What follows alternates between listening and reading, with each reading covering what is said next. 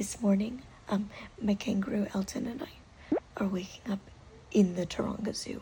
And when I say in the zoo, I literally mean outside of my window is a sleeping koala. So shh, don't wake him.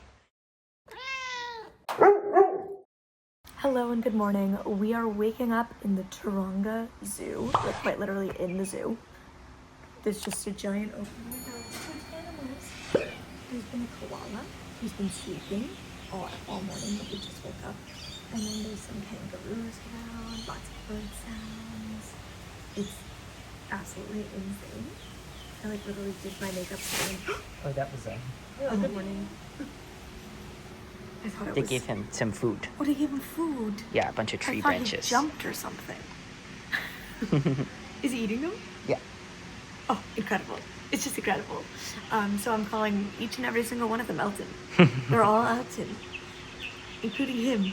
The Taronga Zoo left me this little kangaroo waiting for me. So this is Elton the kangaroo who I slept with last night. Yeah, this is absolutely insane. This is stunning. We're only here for one night. I wish we had filmed for you last night, but I was running on negative spoons, anti-spoons. I was in the red for spoons when we arrived at like 7 p.m. And so yeah, we just had one night in this beautiful room. We went and had the most delicious lamb dinner. It was the best lamb I've ever eaten in my life. I just know Neve Burke would have been dying over that. Got a good night's sleep, and now I'm ready to wander around the rainy zoo all day.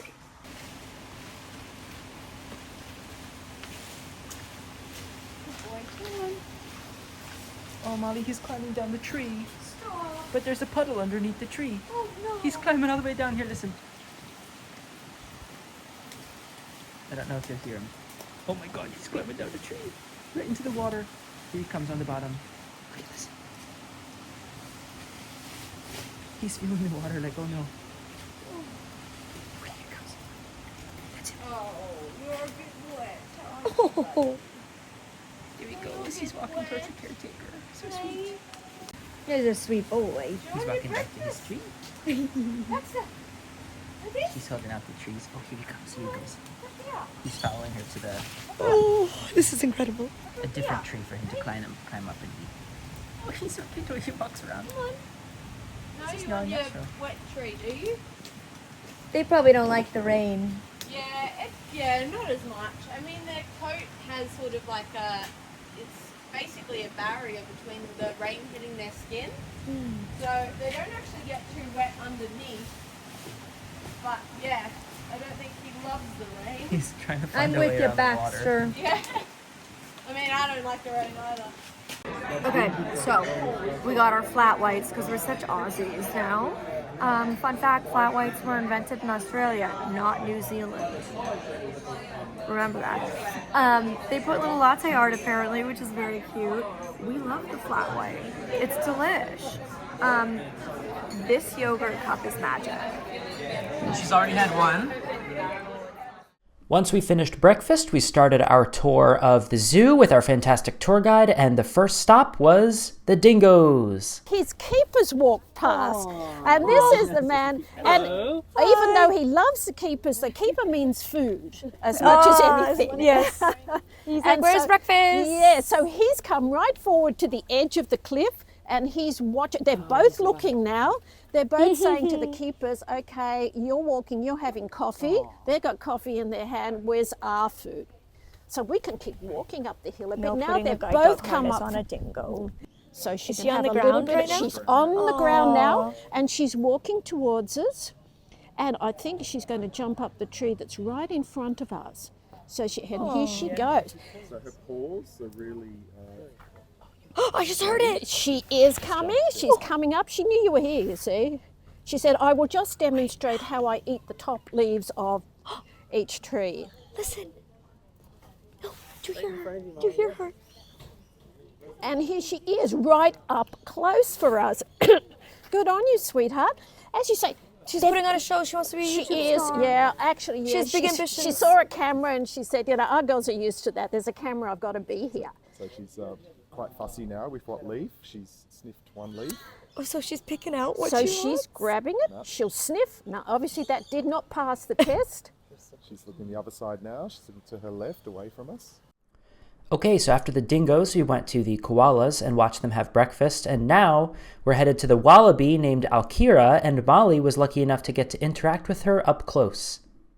So Do you this mind is holding my cane for this me? is a swamp wallaby. So she's little. She'd weigh maybe 12 kilos. She's got longish hair, a little bit like a long-haired dog. And wallabies are smaller than kangaroos, all marsupials. But now she's walking towards you. She has to walk by putting her paws forward and bringing up the weight because they can't move their legs independently. And here she is. So if you bend down a bit, Molly, this is Alkira. It's very nice to meet you. She is our star swamp wallaby. It's so nice to meet you.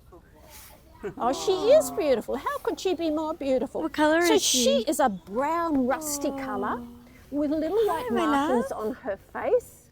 Smallish ears, and you can just see how small she is now. If you hold that piece of sweet potato, Would you like it? she will it's a nibble baby. that and hold listen to her that. crunch. So she's holding it in her front paws, and she's having a good old nibble of that. She has like kangaroo-like ears. She does, but they're not as big as a kangaroo ears. Pointy faces, and you can feel how she's quite small, and that, but she's full grown. She's quite an old lady, isn't she? Yeah, us old ladies stick together. We do, we do. So she's about maybe 13, which is getting on a bit for my love. a swamp wallaby. Would you like another one? Oh. Isn't that a lovely feeling when they pull it from you? And they have to hold it and she'll nibble that. That is sweet potato. So that's a bit of a special treat. Normally Whoa, yum, wallabies yum. that eat hay and grass and things like that. Do you hear her crunching? Yeah. Yeah, I'm afraid table manners aren't great, but No, I love it. she does smack her lips. I mean, you're allowed to smack your lips when you're a swamp wallaby. Oh, look at you. You're a sweet face. She's very friendly. She is. She's very friendly. Now, probably most swamp wallabies in the wild wouldn't come up to you and let you do this. She's so cute. So we've got 4 species of kangaroos. And are they also just like wandering in here? They're just wandering. This whole area that we call Buranora or kangaroo country, we're walking through here on a path. All of the animals are free to walk all the way around us. Again, they've all been rescued or they were brought up here, so they're used to people. Yeah. But it's a great opportunity for people to get close Yeah. and see them being In their natural. natural Yeah, habitat. Really, really important to do that so you can get that feel of them. There's a wallaby just coming up towards us now. Okay, so we are at a seal show. These are all rescued seals, including one called Bondi, who apparently does a big jump. And we're in the splash zone. So I have my raincoat on. I'll be fine. But I'm very excited because that's really the sensory experience I get from this, is the splash.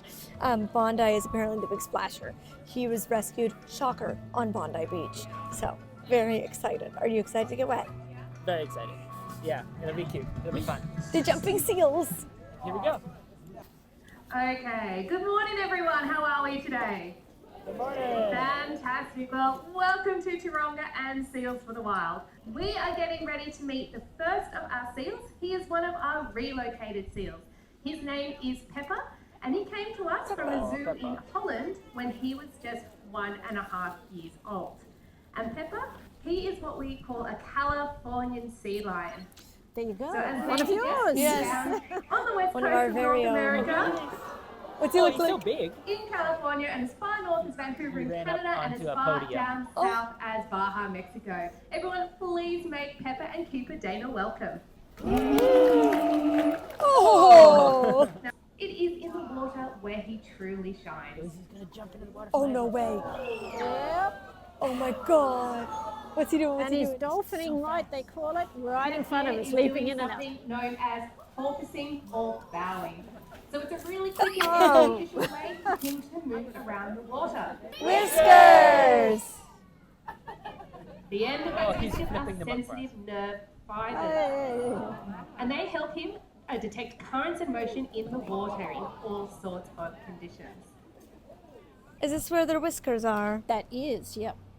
Oh, I know what else we can it's do on like our way up. doggy. Yeah, but get a feeling of how, go all the way. Oh my God. right? He's huge. I could sit on him. Yeah. Jeez. Keep going. We're not even at the tail yet. Where does he end? That's Oh my it, God. yeah.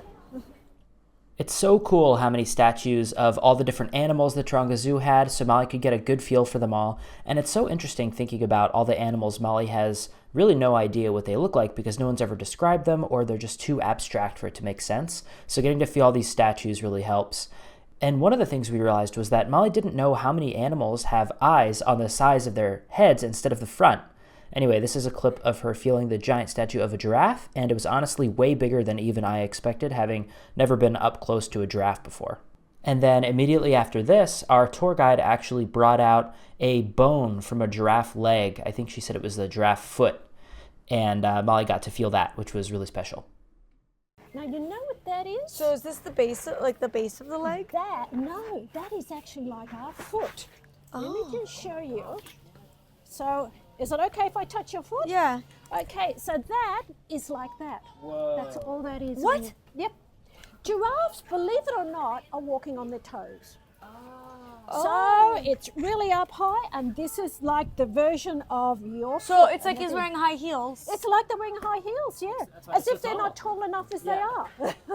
So I'm at the zoo with Buck, and Buck has a very unique job. I'm sure this does exist in other countries, but I've traveled the world and I've never come across an option like this as a blind traveler. Can you tell my audience what you do? Because I know I have a lot of blind viewers who would be very interested in traveling here, but oftentimes there's so much more to think of when you travel as a blind person, especially if you want to travel independently or if your partner is also blind.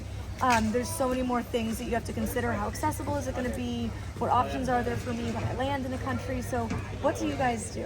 So look, 7 years ago in 2018, I started not-for-profit Cocky Guides, and Cocky Guides eliminated the sightseeing and replaced it with sensory elements, taking groups of blind and low vision Australians right around Australia. So we've had travellers with guide dogs going down opal mines. We've been to most of the World Heritage areas in Australia, like the world's oldest rainforest, the Daintree Rainforest, the Great Barrier Reef, Cradle Mountain in Tasmania. So what I found is that there's a lot of obstacles that someone who's blind or low vision face when they try to book travel. So I've tried to eliminate that with Cocky Guides, and in 7 years, we've got all this experience around Australia. Tourism Australia and Destination New South Wales asked me, Buck, how can we present Australia to international guests? And that was the creation of Sensory Tourism Australia. So what we do, we travel around Australia, find the great operators and businesses that already cater exceptionally well for our blind and low vision travellers that we've taken for the past 7 years. And we try to link the travellers from around the world to some of those operators. Right. And we have also soft landing packages where you can land in Sydney, Melbourne or Cairns, and you have one-on-one support for 4 or 5 days to get yourself established and connected. Yeah, so it's really good. Things you would have noticed today coming around the zoo, we'll point out those tactile options. We'll tell you what the plants are, we'll let you smell and touch. And, a lot of the operators, we can get a lot more access to things as well, which is really amazing. If you're considering coming to Australia, don't necessarily have to rely on a partner, family or friends who sometimes create situations that mightn't expose you to the best experience, might limit that experience as well. Jump on a plane, you're going to get help down here by reaching out to us at Sensory Tourism Australia. Thanks again to Sensory Tourism Australia for bringing us on this awesome tour. And if you would like to use Sensory Tourism Australia, you can visit their website and send them an email or fill out their contact form and they'll get you sorted. And that concludes our day at the Taronga Zoo. Be sure to tune in next week to see Molly visit the Guide Dogs Australia Centre, and we're going to meet all the dogs in training, so you're definitely going to want to see that one. And thanks for watching.